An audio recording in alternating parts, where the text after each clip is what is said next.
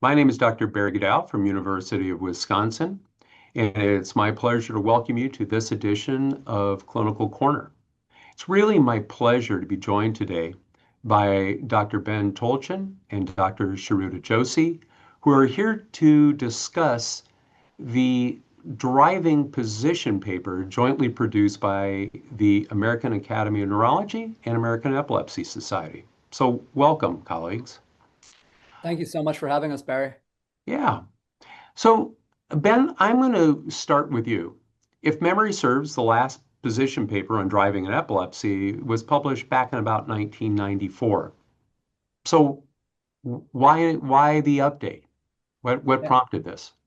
thanks, Barry. So I think there's sort of two issues that all the organizations involved, the American Academy of Neurology, the American Epilepsy Society, the Epilepsy Foundation of America, agreed that there's really been a significant accumulation of evidence from studies over the intervening decades, and that evidence should be incorporated into the position statement.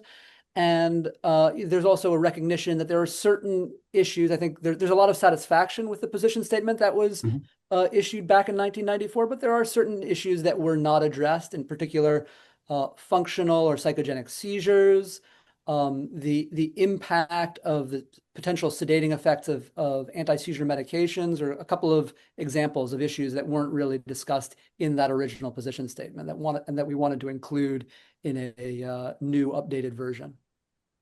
Okay, great. Well, I'm going to get back to you and touch on and ask you to go a little bit more detail on a couple of those. But, as I was thinking about our conversation today, I was thinking about what are the questions that seem to come up in the office or in clinic all the time. And Sharuda, I want to turn to you. So I think one of the first things, and I think it's very confusing for those also who live in states where maybe they're adjacent to other states that have different rules about seizure-free intervals. What did your analysis come up with about, what do we say about seizure-free intervals?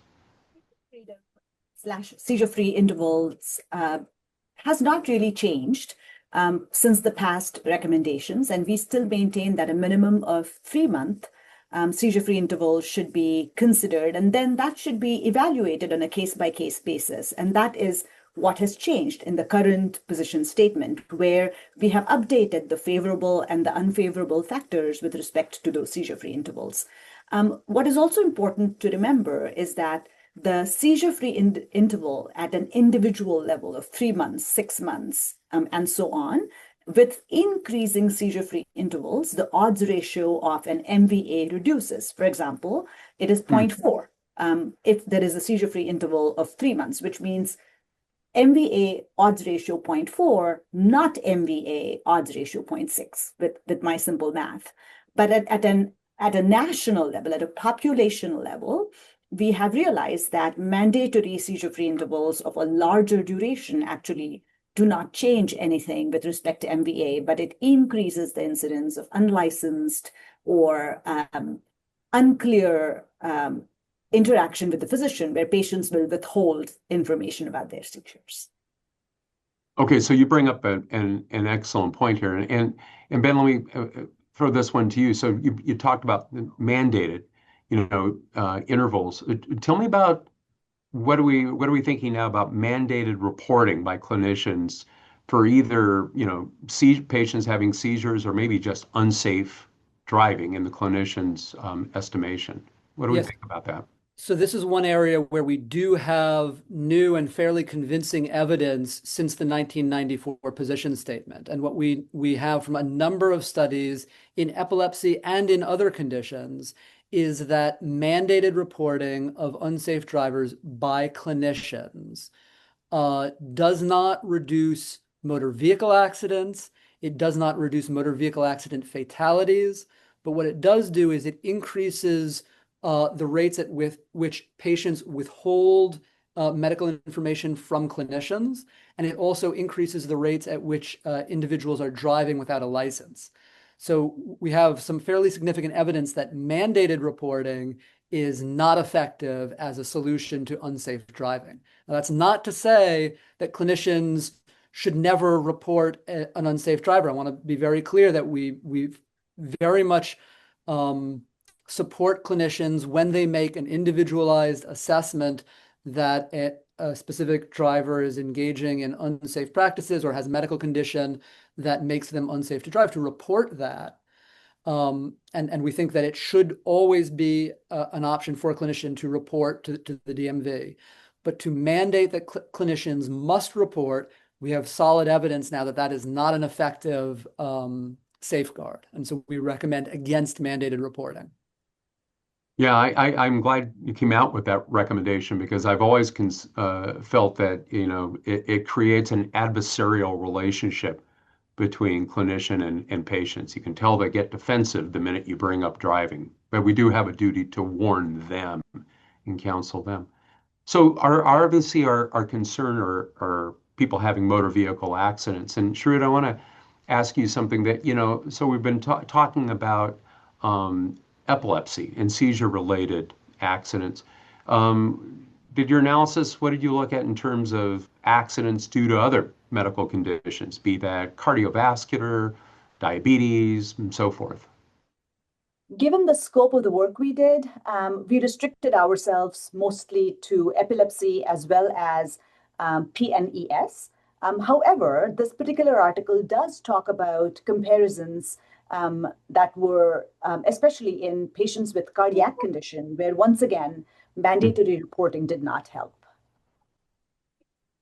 Okay, so across the spectrum of disorders that may result in altered consciousness, mandated reporting just isn't the right approach. We need to think differently. Okay, thanks. So Ben, I want to turn back to you. A couple things you mentioned at the outset here. And again, Charuta just mentioned PNES. You talked about medication adverse effects. Could you tell me about PNES? What is the recommendation for patients who are carrying that diagnosis? Yeah. So this is another area where there is some greater evidence than existed in 1994. It is still very limited and very early in the study of the effect of psychogenic or functional seizures on driving safety. But there is some preliminary evidence that individuals with psychogenic or functional seizures can have motor vehicle accidents as a result of psychogenic or functional seizure. There's also some preliminary evidence that these motor vehicle accidents may be less likely to result in a hospitalization, so maybe somewhat less serious motor vehicle accidents than motor vehicle accidents caused by an epileptic seizure. But there are definitely documented cases of motor vehicle accidents that are attributed to a psychogenic or functional seizure.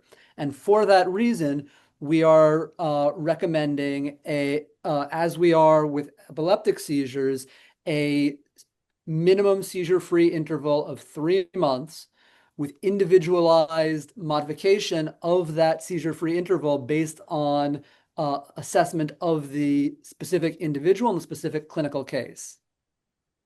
Okay, well, I think that's an important addition to the existing recommendations. And along with that, with this individual assessment, tell me briefly, what about factoring in adverse effects from anti-seizure medicines, some that are clearly more cognitively impairing or sedating? So we do recommend that clinicians and patients consider sedating effects of medications and potential cognitive impairment, potential impairment of hand-eye coordination, and that in cases where an individual is having impairment of cognition or hand-eye coordination from an anti-seizure medication, that the patient and clinician consider limiting driving in that setting. Okay. Well, this sounds like it's been a great update to our existing recommendations, and I think it gives a lot more depth and guidance to clinicians and patients trying to have some shared decision making. Any other last comments about the paper before we wrap it up today? Yes. So one of the additions that was made specifically with regards to anti-seizure medications was with respect to medical cannabis, and that when patients are using medical cannabis, once again, the cognitive effects should be taken into consideration. Even if it is pharmaceutical grade / prescription, the half-life can be pretty long. And if one of the patients is subjected to a sobriety test, then they should be counseled that, you know, there could still be detection for up to a week, perhaps. And so that doesn't disbar them from not taking responsible actions on the road. You know, that's an excellent point. I think it's one that we tend to forget sometimes, especially in places where medical cannabis is not legal. Well, I want to thank both of you for sharing your time today. I encourage folks to take a look at the new position statement that's out. And again, thank you very much for joining me. Thank you so much, Barry. Thanks for having us on the show. Thank you very much for the opportunity. It was a wonderful collaboration. Thank you.